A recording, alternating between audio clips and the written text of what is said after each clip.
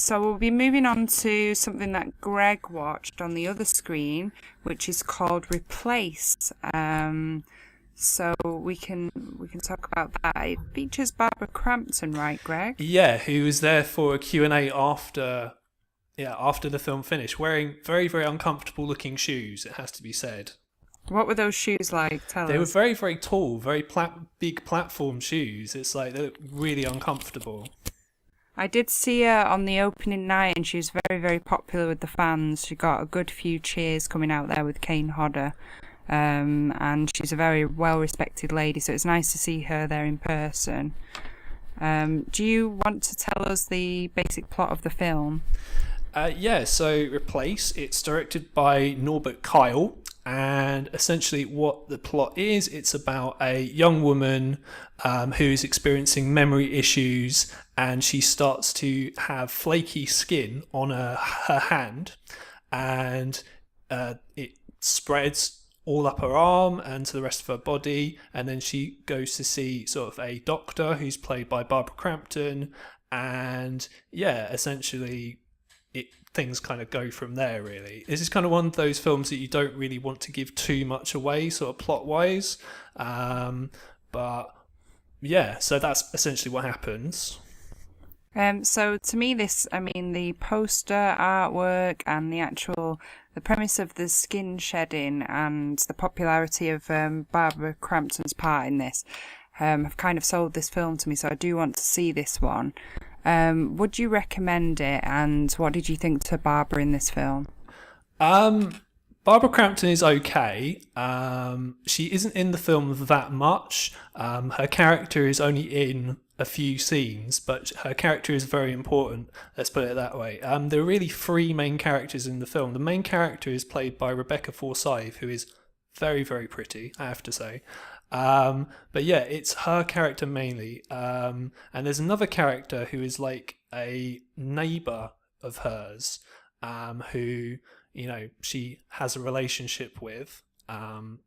And generally, on the whole, I would say, and the director said that before they wrote the film, or before they shot the film, I should say, they watched Suspiria and War of the Worlds, the Tom Cruise film. It is very, very Suspiria influenced in terms of the lighting. Basically, if you want me to like a film, basically shoot a lot of scenes in like red or green or blue lighting, and I'll love it. Essentially, that's kind of get my seal of approval. It's also reminded me of the Neon Demon, not only in the way it looks and the way it's shot, but also with the score, which is that very kind of Nicholas Winding Refn kind of 80s sort of synthy sort of electro sound. So if you like the Neon Demon, this is kind of very similar to that, although not as good, I would say. Oh yeah, I love the Neon Demon, so I will certainly be watching this, but keeping an open mind, like you say. So Tom, do you think you'll be watching this one? I have to say it doesn't appeal to me particularly. And Greg will know this from sitting next to me, from watching a fair amount of horror films. I'm not a massive fan of films that involve body dysmorphia or people's bits and bobs falling off. And I have to say, it makes me feel a bit uncomfortable. Yeah, there's a lot of skin ripping that happens in this film. So if you're uncomfortable with the idea of huge sections of your skin kind of being ripped off, this is probably not the film for you. This is a body horror film. They say it's Cronenbergian, which any body horror film gets called that. Really, it's more in the style of a Neon Demon, I would say. See, I personally find body horror fascinating, and I love the Neon Demon, so I'll be giving that a watch. How was the Q&A then, Greg? Was it insightful? Not really. I'm not gonna lie. People don't tend to ask the most interesting questions in these sort of Q&As, really. The director, he seemed like a nice guy.